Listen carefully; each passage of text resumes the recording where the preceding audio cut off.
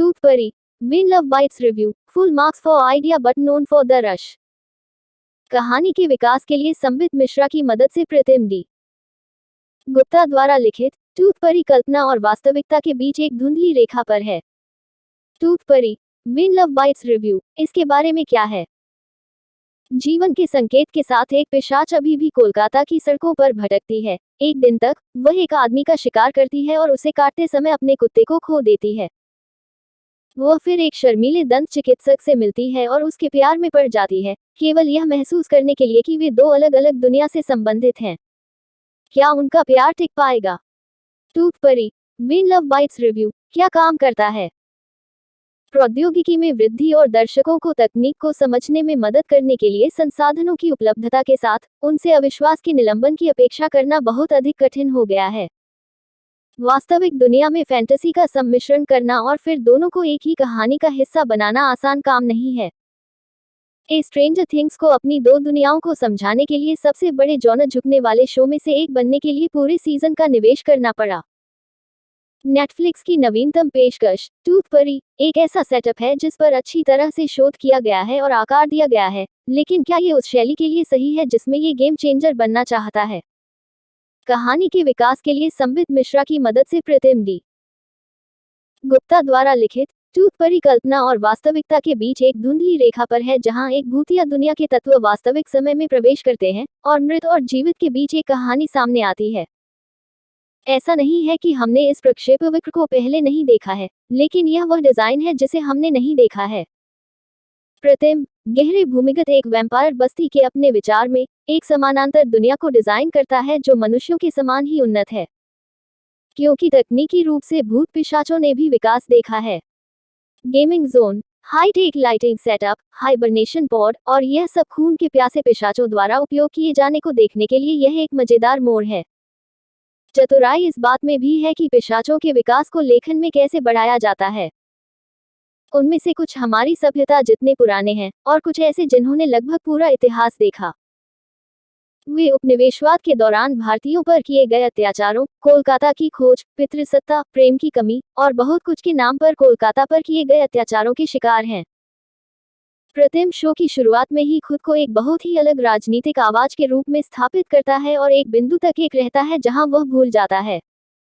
इन पिशाचों ने अब एक ऐसी प्रणाली भी गढ़ी है जहां उनके लिए रक्त की तस्करी की जाती है और वे शिकार नहीं करते हैं। कहानी के इस हिस्से को पूरी चतुराई से लिखा गया है, यहाँ तक कि एक हैरी पॉटर प्लेटफॉर्म 9 3/4 संदर्भ भी है। टूथ परी, win love bites review star performance. Shantanu Maheshwari एक शर्मीले, कुंवारी, दंत चिकित्सक बन जाते हैं जो एक गुप्त रसोइया है क्योंकि उसके पितृसत्तात्मक पिता सोचते हैं कि खाना बनाना एक स्त्री गुण है। अभिनेता भूमिका निभाता है जैसा कि कोई उससे उम्मीद करता है। उसने अतीत में ऐसा किया है और यहाँ उसके बारे में न्याय करने के लिए कुछ भी नहीं है। रोमी के रूप में तान्या मानिकतला के हाथ में एक जटिल हिस्सा है और वह इसे चित्रित करने में भी अच्छा करती हैं। हालांकि पटकथा पिशाच को उसके बहुत कम समय में नहीं देती है और वह चमत्कार कर सकता था। उसका रेवती के साथ आमना सामना होता है जो कि बहुत ही अद्भुत है और अचानक समाप्त हो जाता है। निर्माता इसे एक चिढ़ाने के रूप में उपयोग करते हैं, लेकिन यह एक के रूप में काम नहीं करता है। शाश्वत चटर्जी अपनी कॉमिक टाइमिंग के साथ बहुत अच्छा काम करते हैं और आप उनसे इतने अच्छे होने की उम्मीद करते हैं। एडी के रूप में आदिल हुसैन ऊपर और नीचे को संतुलित करने वाले बॉस अच्छे हैं।